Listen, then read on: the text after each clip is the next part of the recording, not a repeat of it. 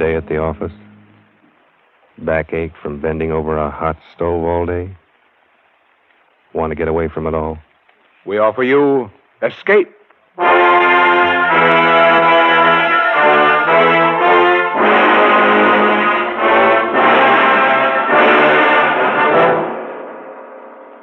It is midnight, and you are alone.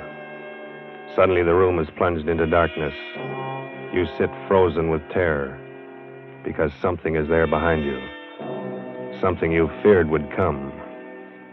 Something from which you must escape. Escape, produced and directed by William N. Robeson, and carefully plotted to free you from the four walls of today for a half hour of high adventure.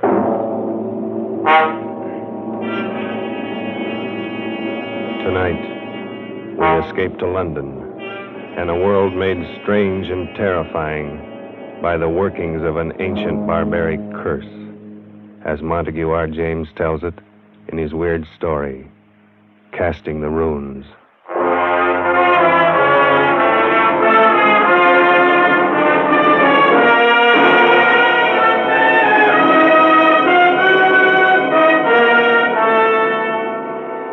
My name is Edward Dunning.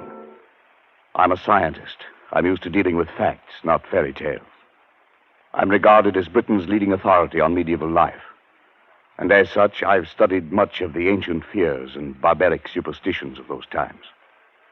I should have been the first to scoff at any suggestion that the ancient powers of evil, the black magic of Teutonic days, could be believed and practiced in the 20th century. A few weeks ago, I should have laughed had you told me that a curse, a hex, could kill a man. Today, I cannot laugh. It has happened to a man I know of. And now, it's happening to me. My first presentiment of danger came on that day a few weeks ago when I dropped in to see Alfred Smythe, Secretary of the National Science Association, and found him in a state of irritation. Blast it all, Dunning. I almost wish you hadn't been so brutally honest in your report on that Carswell paper. Why? What's the trouble? Oh, he's such a frightful fellow. He's raising a terrible row. You mean Carswell himself? Yes, it's bad enough a vicious charlatan like that calling himself a scientist. But now he's taking all his vindictiveness out on me. Sorry, old chap. It's really me he'd like to get at. As a matter of fact, that's just what his last letter was about. He wants to know what supposed authority wrote the report rejecting his paper. You didn't give him my name. Heavens, no. As a matter of fact, Dunning, I haven't and I won't, and for a very special reason. Call it silly, call it crazy, call it what you will. I have an uncanny feeling about that man Carswell. Why? Do you know anything about him? Nothing. I've never seen him. I only know that he wrote a paper called The Truth of Alchemy. It was hopeless. Precisely. And why was it hopeless? Well, besides being abominably written, it was supposed to prove that alchemy, black magic, and such rot actually exists. I think the man really believes it. Undoubtedly he does, and that's what I mean. He lives in an isolated old house in Warwickshire. He's rarely seen elsewhere, and in his whole career he's written only two things. This paper and a history of witchcraft published 10 years ago. Yes, of course. I remember now. So that's the man. Yes, and that book was even worse than this paper. The man has a warped mind. I'm sure he's tried every unhealthy experiment in alchemy, witchcraft, and black magic. There's no telling to what lengths of vindictiveness a man like that might go. Well, it does sound a bit queer, but... Not queer, Dunning. Evil. Oh, come. Man has a right to believe what he likes. He has a right to be angry with me. Here I've glibly scoffed at the man's life's work. Well, perhaps I'm being overly suspicious and imaginative, but I think there's more than anger involved here, Edward. This may sound fantastic to you, but, well, John Harrington wrote the report condemning that witchcraft book of Carswell's 10 years ago. 3 months later, Harrington was dead. But, Alfred, what's the connection? Harrington died under very peculiar circumstances. He was walking home alone late one night, and suddenly he screamed, broke into a run, lost his hat and stick, and climbed up a tree. A dead branch gave way. He fell and broke his neck. No one's ever been able to explain why it happened. Come now, Alfred, surely you're not suggesting... I don't know what I'm suggesting. I only know that after he reviewed Carswell's book, John Harrington didn't have a moment's peace. Now, you've written an unfavorable review of this paper. If I were you, I should keep that fact well hidden. Oh, Alfred. Well, that's ridiculous. Why?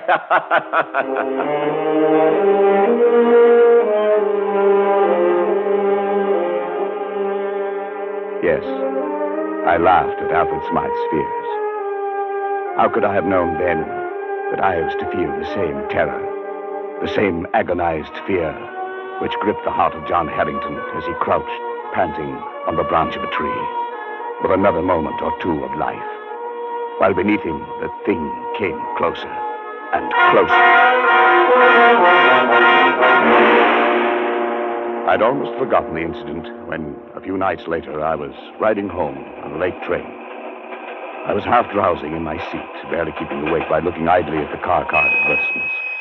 The man directly opposite me must have been doing the same, because suddenly I heard him say, "Here now, what can that one be advertising?" I followed his eyes to the window beside my head. What I saw brought me bolt upright in my seat. In memory of John Harrington, died September 18th, 1937, by falling from a tree. 3 months were allowed. Blimey, what do you say that means, sir? Well, I don't know.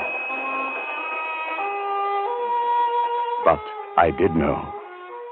Smythe had been right. The affair with Carswell was not over, but only begun. I asked the conductor about the card, but he was as puzzled as I was. He had never seen it before. The card must have been put there expressly for me.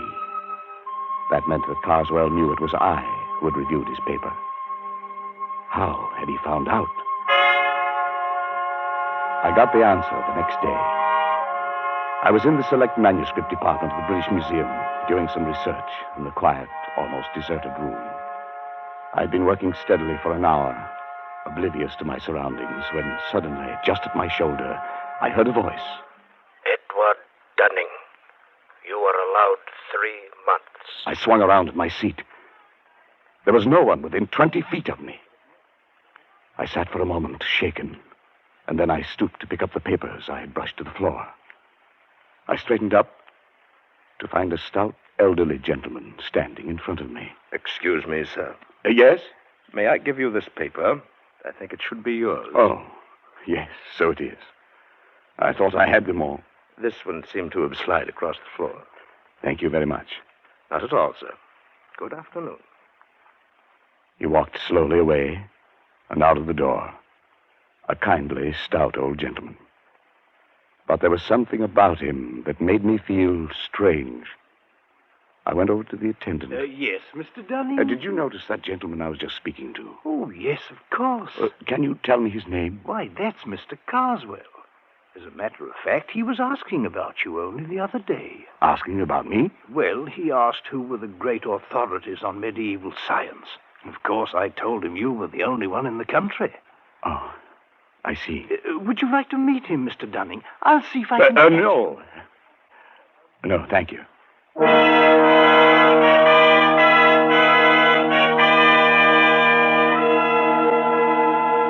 It was as simple as that. Now Carswell knew. What would be his next move? What was I to expect? I reached home at dusk, and trouble stood on my doorstep in the long face and stooped form of my family doctor. I've had to upset your household arrangements, I'm sorry to say, Dunning. I've had to send both your servants to hospital. But what happened? Something like ptomaine poisoning, I should think.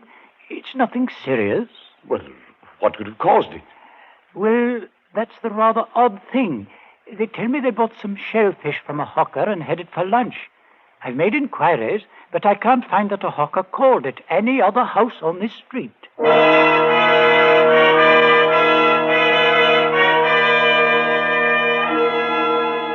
Was this the next move? If so, it had succeeded. I was alone in the house, and my nervousness increased as darkness closed in and the hours advanced toward midnight. I went to bed, but almost immediately I thought I heard something. My study door opening downstairs. I went out and leaned over the banister. There was nothing moving, nothing visible. There was only a sudden, surprising gust of warm air playing about my legs. I went back into my room and locked the door. Suddenly, the lights went out. No doubt it was only a blown fuse, but the chills were playing up and down my spine. I went over to the bed and reached for my watch under the pillow. I suppose I wanted to find out the time. I don't know why. But fumbling on the pillow, my hand touched something far different from a watch. It was like a mouth with sharp teeth and hair around it, not human at all. I fled from my bedroom and spent a long and miserable night locked in the spare room, my ear to the door. But nothing came. I was not disturbed again. In the morning, I searched the house and found nothing unusual. But the mark of fear must have been stamped on my face, for Smythe noticed it next day. Dunning, you look as if you hadn't slept for weeks. Is anything wrong? I don't know, Alfred. Yes, there is. Carswell knows. How? They told him at the museum. Of course, we should have thought of that. Has anything happened yet? I don't know. It's too fantastic. It's probably my mind, hypnotic suggestion or something, but like that man Harrington, I have 3 months left. Edward. Must have been hearing things. I'm all on edge. I don't know what to think. John Harrington had a brother, Henry. Perhaps I'd better get you in touch with him. He might know more about this man, Carswell. Yes, do it. And quickly. 3 months is not a lot of time.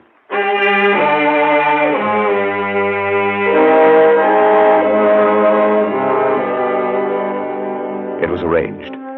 That night, I found myself walking down the dark street that led from the railway station to the Harrington home.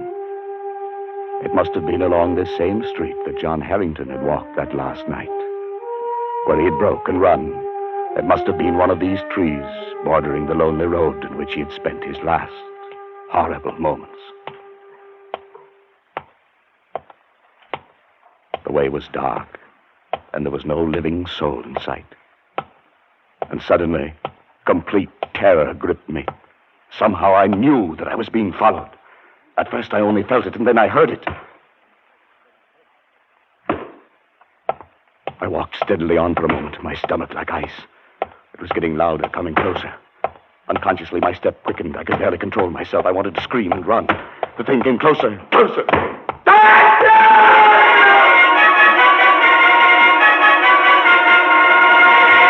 I confess, I broke and ran madly for my life. I was at a little side street. I turned down it, doubling back toward the railway station. I thought I would never make it. But finally, bright lights loomed before my eyes, and I think that I never have been so grateful for human companionship. There's no need to run, sir. The 840 won't be along for another 5 minutes. I felt very foolish. I couldn't bring myself to walk back down that street to Harrington's. I could only take the train home furtively and call Harrington next morning to beg his forgiveness. He seemed very understanding and asked no questions. Undoubtedly, Smythe had told him something about me. At any rate, he agreed to visit me at a place 2 nights later. And when he arrived and was made welcome, he began to talk about his brother. Yes, Mr. Dunning. John was in a very bad state for weeks before the accident, if that's what it was. The principal thing seemed to be the notion that he was being followed. It became an obsession. Yes, I know.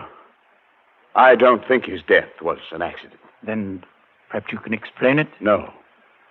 But I have one clue. Your brother reviewed a book very severely not long before he died. Just lately, I happened to cross the path of the man who wrote that book. And his name, of course, is Carswell. That's right.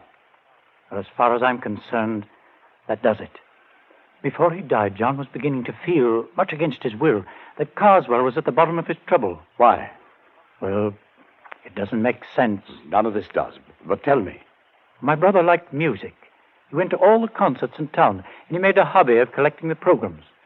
One night, about 3 months before his death, he brought one home and showed it to me. I nearly missed this one, he said. It seems he'd lost his and was hunting for it under his seat when a neighbor, a rather stout elderly gentleman, offered to give John his. The kind gentleman was Mr. Carswell. Undoubtedly. I started to leaf through the program and noticed on the second page some rather curious letters, carefully written there in black and red ink.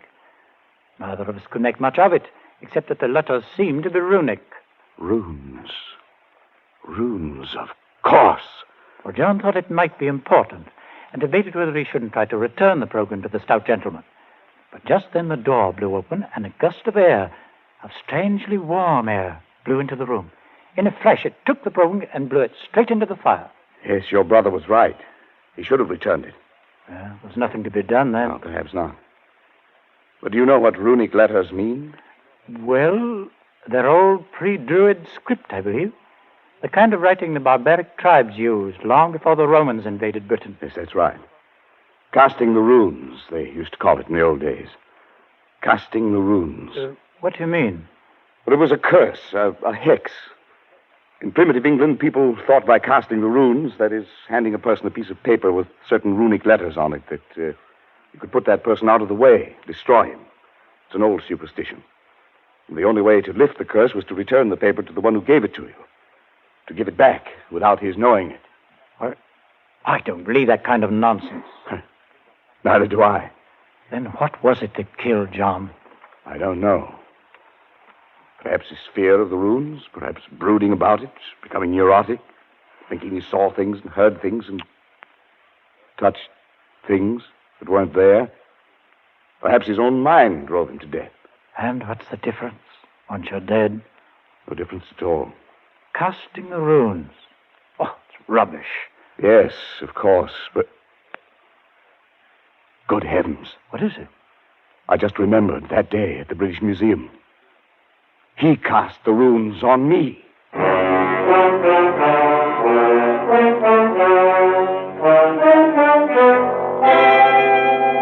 I went swiftly to the writing table, Harrington close behind me. My portfolio was there, full of the scribbled notes I'd been working on that day in the museum. And as I took it in my shaking hands and began leaping desperately through them, one strip of thin, light paper slipped and fluttered toward the open window with uncanny quickness. But Harrington was even quicker and slammed the window shut just in time. Got it? Oh, thank heavens. If it were lost or destroyed, like your brother's... Then you wouldn't be able to return it to Mr. Carswell. Yes. Look at it. It's identical with the one John got. I looked at the flimsy paper. The characters, carefully traced in red and black, were runes, all right. That ancient language used by the Aborigines of prehistoric Britain. I couldn't decipher them. But as Harrington and I stood looking into each other's eyes, each of us could read the other's thoughts. Science or not, 20th century or not, this sheet of foolscap spells death for its possessor. It spells death for you. It must be returned. Yes, I know. It must go back in such a way that he doesn't know he's received it. That means we can't simply mail it. No, we can't. We must do it personally. That'll take doing. Well, he knows you by sight, doesn't he? Yes. You must shave your beard. It will alter your appearance. He might strike any time. I have 3 months. That's what the warning said. We've got to make good on this, Dunning. I've searched 10 years for my brother's murderer, and now he must not escape.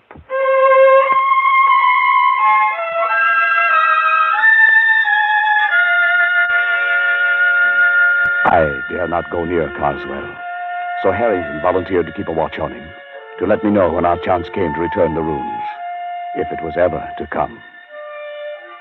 It was only a night or two after Harrington was there that I arrived home and found a calendar had come in the mail. When I examined it, I found everything after November 19th had been torn out.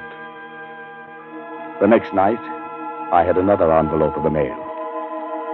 This time it was a woodcut, an illustration torn out of a book, showing a dark, moonlit road and a man walking on it. And right behind him came a huge, dark shape, some awful demon creature. Under it were written some lines from the Ancient Mariner. And as I sat alone and read them aloud, I felt that now familiar gust of warm air playing about my legs. The man walks on and turns no more his head, because he knows a frightful fiend doth close behind him tread. Now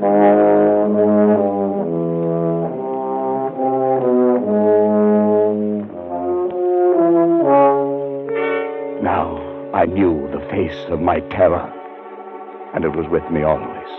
Walking down the dark street at night, I heard its footsteps behind me. In my lonely house at midnight, it roamed the halls. Like the ancient mariner and John Harrington, I never turned to look. I couldn't. My nerves were going, and I could do nothing but wait. The days, the weeks slipped by, and still Harrington had no plan. I checked off the days on the calendar Carswell had sent.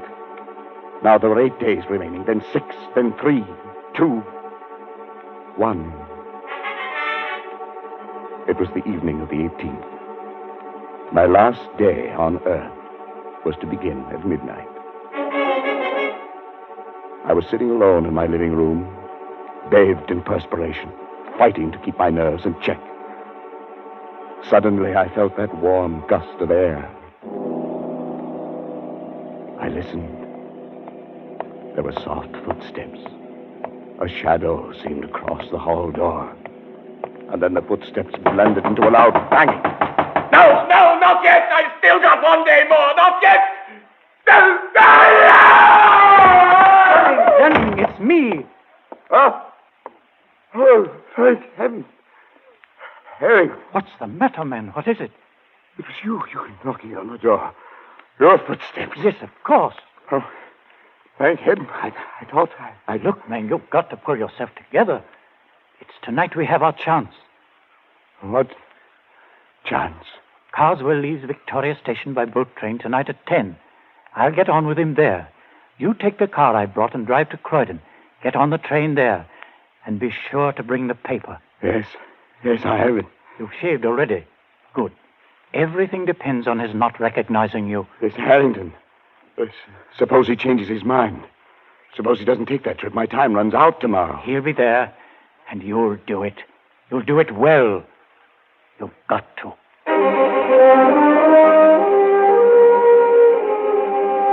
I stood on the platform at Croydon, my mind in a daze. I thought the train would never come, but it did. I saw Harrington at the window. He stared coolly at me. Of course, there was to be no sign of recognition. I entered the coach and slowly made my way down the aisle to the compartment where Harrington sat. Opposite him, staring full into my face, was Carswell. He looked up as I sat down. His eyes were heavy-lidded, his face bland. It was impossible to tell whether he knew. The train started. The next stop was Dover, the end of the line. My last chance. It was time to cast the runes.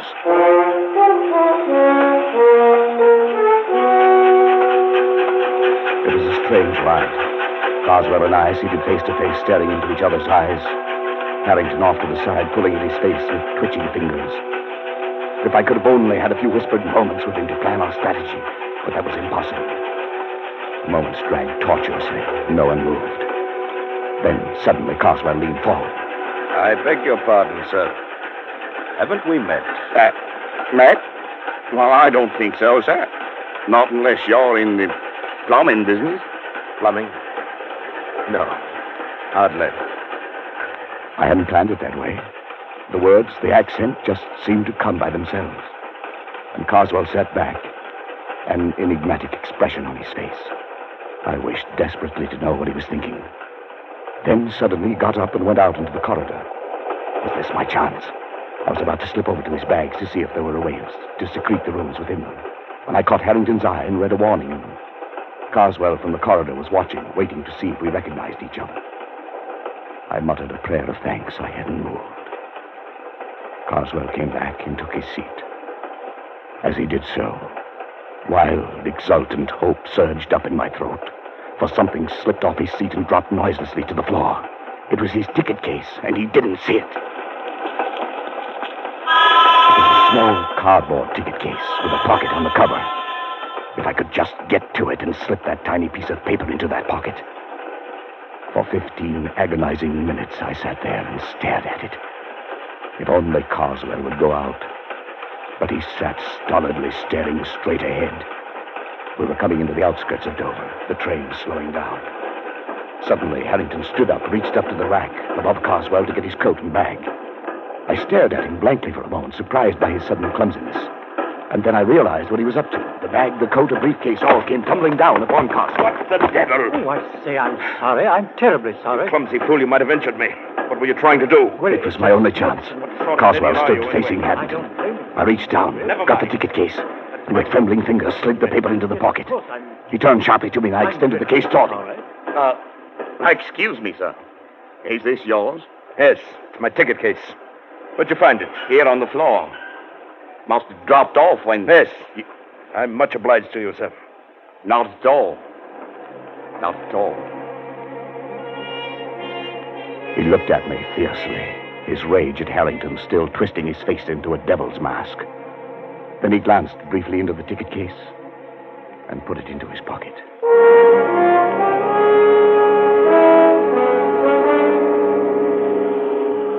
On the railway pier at Dover, Harrington and I followed a few steps behind Carswell. I felt like I might faint. Carswell went straight to the gangway of the boat, and there the purser stopped him. Sir, does your friend have a ticket? My friend? What the devil do you mean? I'm traveling alone. Well, that's funny. I could have sworn there was another gentleman right there beside you, walking just at your elbow. Well, there isn't. And I suggest you see an oculist. Oh, I didn't see. I just felt. Sorry, sir. Must have been your rugs. My mistake. Come on, Dunning. Our job's done.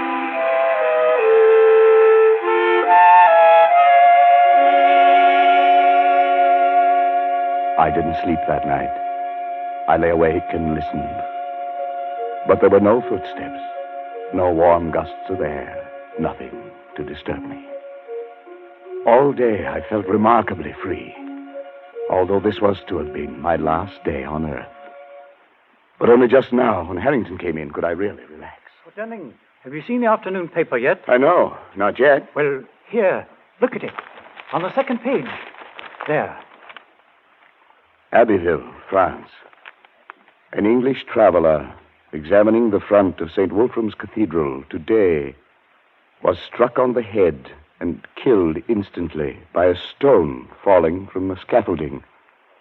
A note of mystery was added by the fact that although the cathedral was undergoing repairs, no workman was on the scaffolding at the time of the accident. The traveler was identified by papers found on him as a Mr. Carswell of Warwickshire. Of course, it could have been an accident. Yes. Yes, it could have been.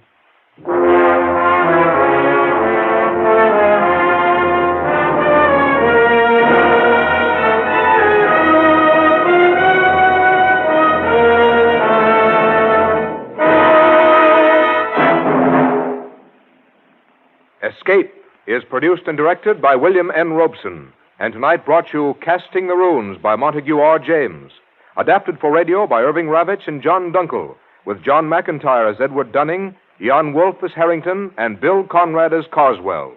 The special musical score was conceived and conducted by Cy Fure. Next week,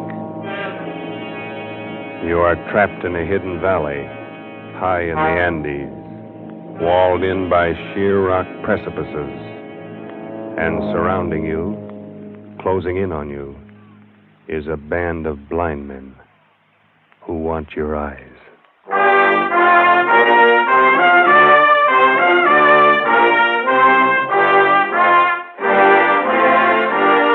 next week we escape with H.G. Wells' gripping story, The Country of the Blind. Good night, then, until this same time next week when we again offer you Escape. This is CBS, the Columbia Broadcasting System.